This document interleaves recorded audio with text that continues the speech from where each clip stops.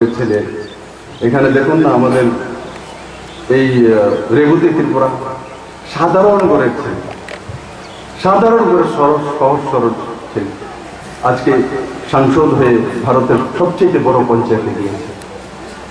আজকে আমাদের সুযোগ করে যে আমাদের মতো গরিব পরিবারের ছেলেরা কেউ এমএলএ হচ্ছে, কেউ এমপি হচ্ছে, কেউ মুখ্যমন্ত্রী হচ্ছে।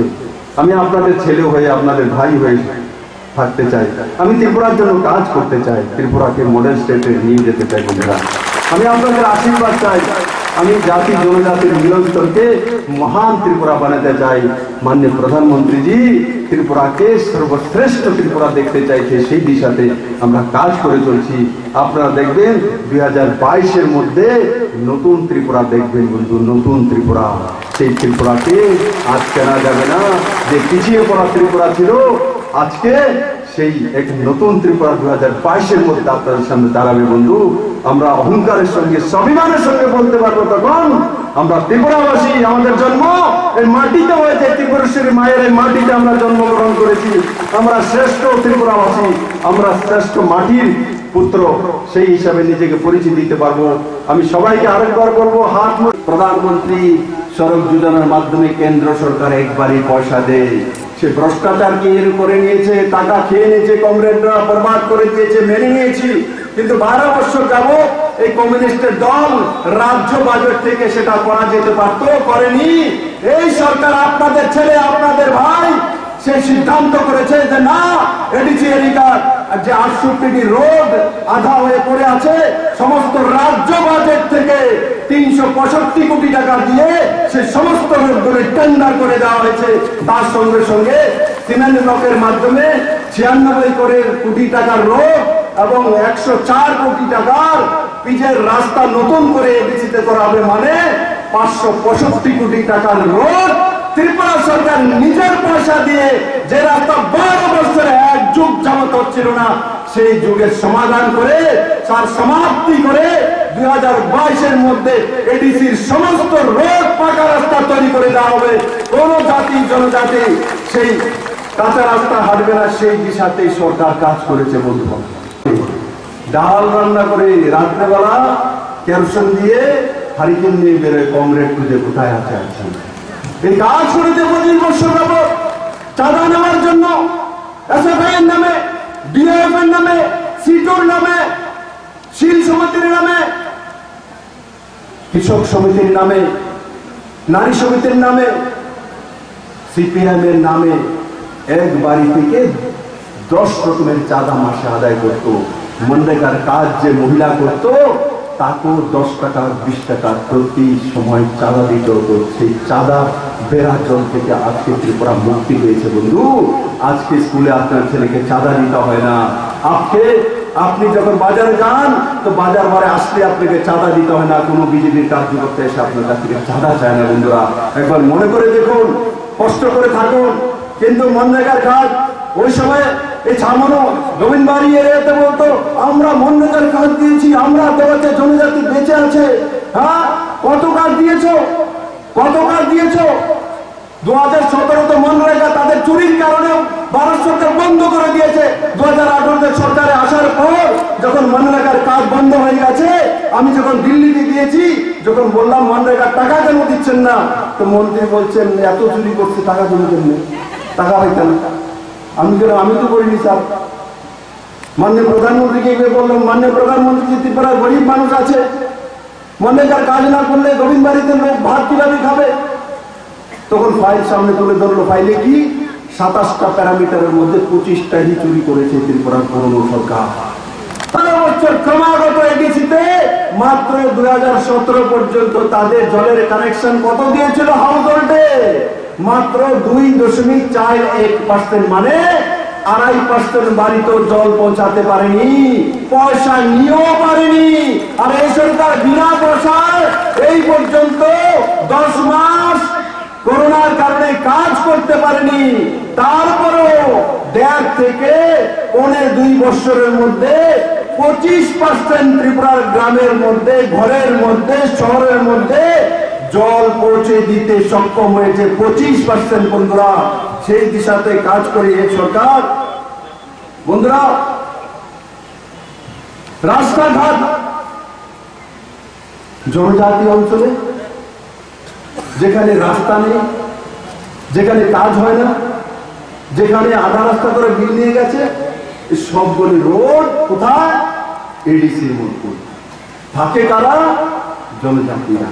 সে জমাতিয়া হোক, সে ত্রিপুরী হোক, সে চাকমা হোক, সে নয়াতিয়া হোক, সে ডানলং হোক, সে কুকি হোক, ও টাইপেং হোক, সে রিয়াং হোক, সে डब्बरमा হোক, ये 19টি মূল ট্রাইব और 7 ট্রাইব রয়েছে ত্রিপুরা।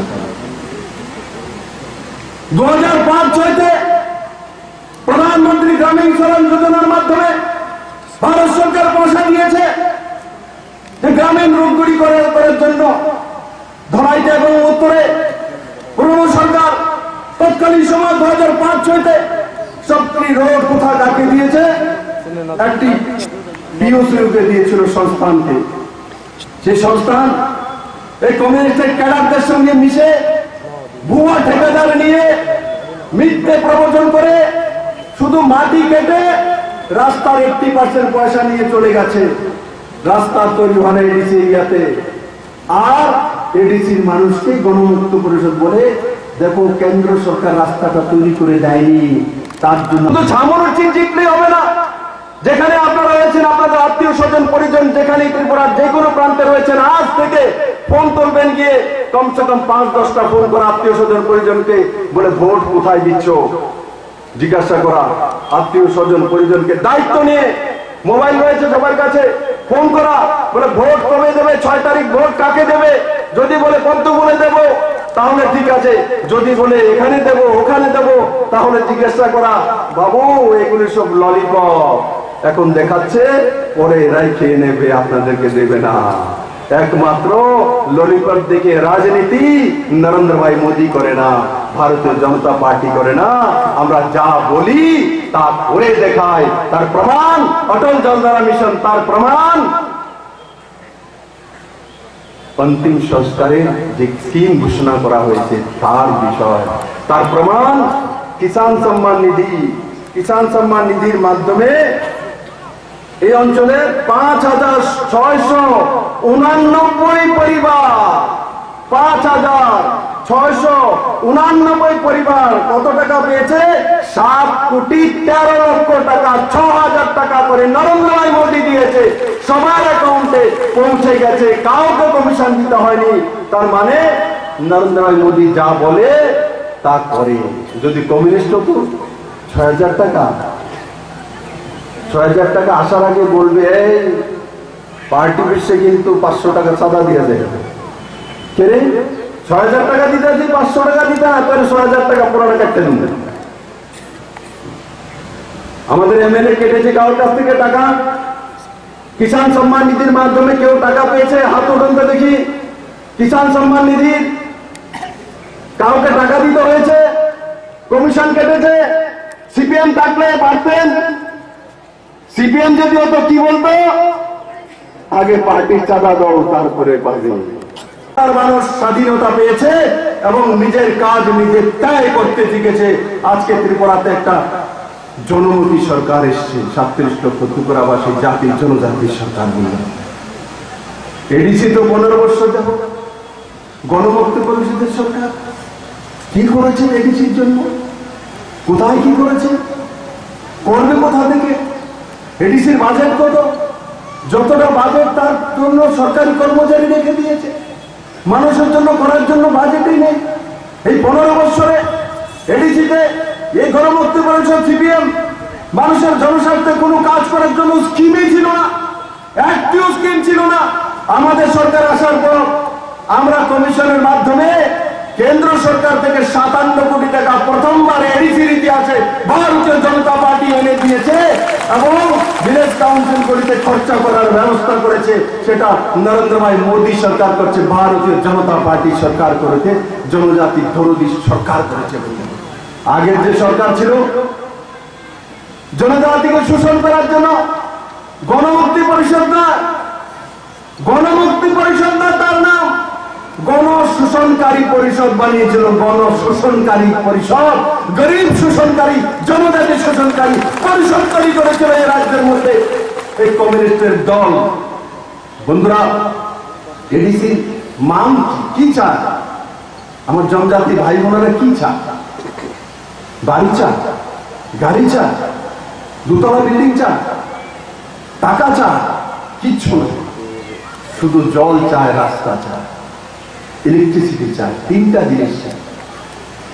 আমি আসার সময় দেখেছি দূর থেকে বোন তিনটি ডেগের মধ্যে জল নিয়ে মাথায় করে নিয়ে যাচ্ছে। এখনো দূর থেকে জল মাথায় করে নিয়ে যেতে হয়। সেটা বিপ্লব দলের কারণ আছে, নরেন্দ্র মোদীর কারণ হয়েছে, এই কমিউনিস্টের কারণে হয়েছে। আজকে আমরা সরকারে আসার পর অটল জলধারা মিশন এনেছি।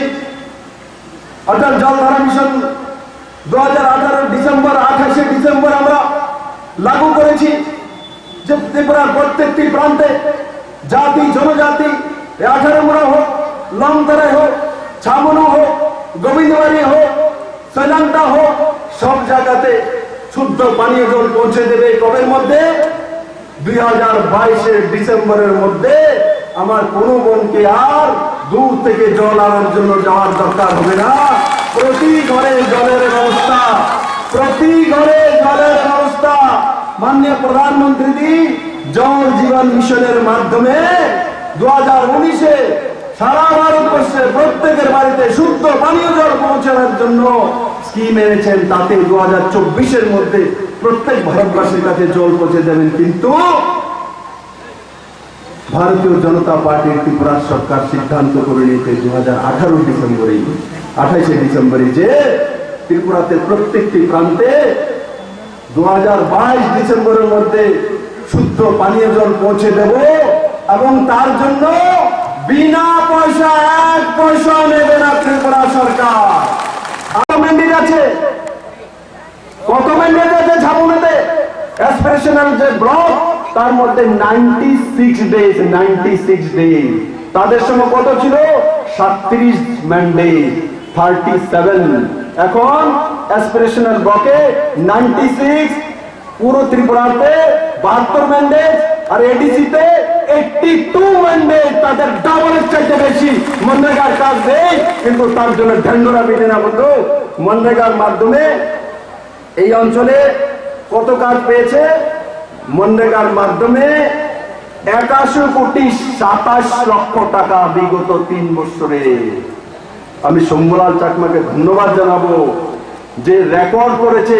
আমি সব দেখি সমস্ত বিধানসভার মধ্যে, এখানে 81,27,00,000 টাকার মনরেগার কাজ হয়েছে। সমস্ত গরিবদের কাছে পয়সা পৌঁছেছে। বন্ধুরা, বিভিন্ন পেনশনের মাধ্যমে এই অঞ্চলে 12,29,00,000 টাকা এসছে। তার মধ্যে যে ওল্ড এজ পেনশন আছে কত? 2,733 জন ওল্ড এজ পেনশন পান, 2,733 জন পান। সেই দিশাতে সরকার কাজ করে। আর আদরণীয় সাংসদ বলছিল, যেটা আমাদের দাদা মুখ্যমন্ত্রী বলেছিল যে 2,000 টাকা করে পেনশন করে দেবে। 5 বছর হয়নি, 5 বছর হওয়ার আগে প্রথম কিস্তিতে 4 লাখ পেনশন 1,000 টাকা করে দেওয়া হয়েছে।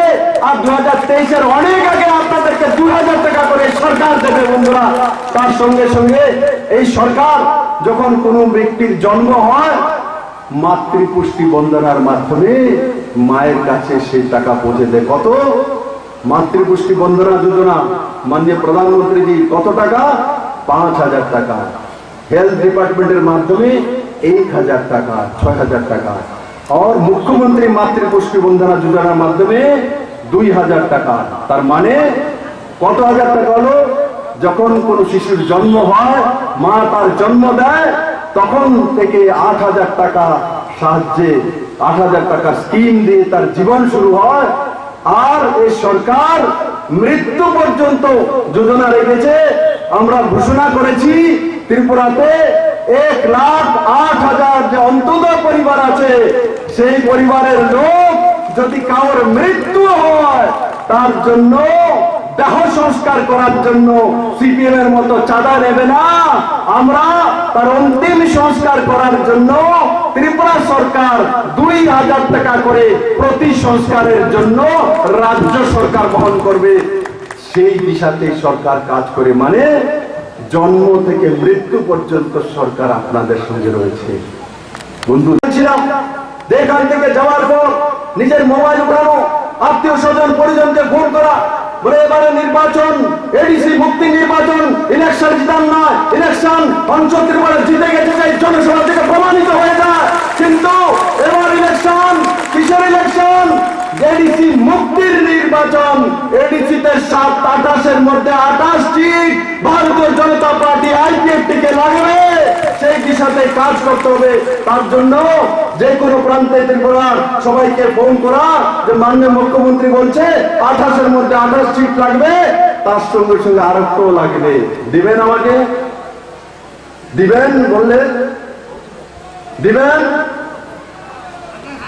আরেকটা কি লাগবে? সমস্ত সিটে বিরোধীদেরকে জামানত জব্দ করতে হবে। জামানত জব্দ করো সিপিএম কে। যেখানে সিপিএম থাকে সেখানে জামানত জব্দ করে হারানো তাদেরকে জীবনের শিক্ষা দেওয়া যে 15 বছর এডিসিকে লুট করেছো, 25 বছর ত্রিপুরাকে লুট করেছো, এই লুটের দলকে ত্রিপুরা থেকে চিরতরে এডিসি থেকে বিদায় করে দেবে এবারে নির্বাচনে। বন্ধুরা, আমি আশা করি এই ছামন অঞ্চলের সমস্ত ভারতীয় জনতা পার্টির কার্যকর্তারা পৃষ্ঠা প্রমুখ থেকে নিয়ে মন্ডল এবং প্রদেশ সমিতির যারা যারা রয়েছেন তারা কঠোর পরিশ্রম করছেন, সেটা আমি বুঝি জানি। কিন্তু আরো পরিশ্রম করতে হবে যাতে কমিউনিস্ট পার্টিকে একটিও ভোট না যায়। আর আজকে যারা এই জনসভাতে যোগদান করেছেন সিপিএম, ত্রিপুরা মাতা অন্যান্য পার্টি থেকে, আমি তাদেরকে ভারতীয় জনতা পার্টিতে স্বাগত জানাই এবং আমি আশা করি আপনারা এই পার্টিকে আরো বেশি শক্তিশালী করবেন। এবং তার সঙ্গে সঙ্গে আমার যে প্রার্থী হংস ত্রিপুরা, এই হংস ত্রিপুরা সেই ব্যক্তি, সে মোটরসাইকেল বিক্রি করে ভারতীয় জনতা পার্টি করেছে। অসুস্থ হয়ে আমি যখন গুয়াহাটিতে গিয়েছি, দেখে ত্রিপুরা ভবনে হঠাৎ করে দিকে হংস কি বলে, দাদা আমার কিডনির প্রবলেম, আমি বলে মরে যাবো। আমি কে বলেছিল? ওখানে হেমন্ত বিশ্ব শর্মা যে হেলথ মিনিস্টার, হেমন্ত দাকে বলে, হেমন্ত দা হংস আমাদের ভালো কার্যকর্তা, প্রচুর পরিশ্রম করেছে, গরিব করে ছেলে, বাইক বিক্রি করে পার্টি করেছে, আজকে ছেলের অবস্থা কিডনি। হেমন্ত দা তৎক্ষণাৎ গুয়াহাটি মেডিকেল কলেজে সুবন্দোবস্ত করে তাকে সুস্থ করে ত্রিপুরাতে পাঠিয়েছে। আজকে আপনাদের প্রার্থী হয়েছে। আমি আশা করি হংস ত্রিপুরা এবং শম্ভুলাল চাকমা দুজন মিলে এই অঞ্চলের উন্নয়ন করবে। দুজন নজওয়ান রয়েছেন এবং আপনাদের সকলের কল্যাণ করবেন। আর সঙ্গে সঙ্গে যে সঞ্জয় দাস মহোদয় আছেন, আমাদের মনোশৈলেন্দ্র যে প্রার্থী সঞ্জয় দাসকেও আপনাদের পার্শ্ববর্তী সিট, আত্মীয় স্বজন পরিজন যাই আছে, এখানে তো অংশজাত দিতেই গেছে, সবাই নামুন, তাকেও জিতান সেই এলাকাতে গিয়ে, সেই দিশাতে মিলে কাজ করুন। সব সিট লাগবে, 28-এর মধ্যে 28 লাগবে। একবার আমি আপনাদের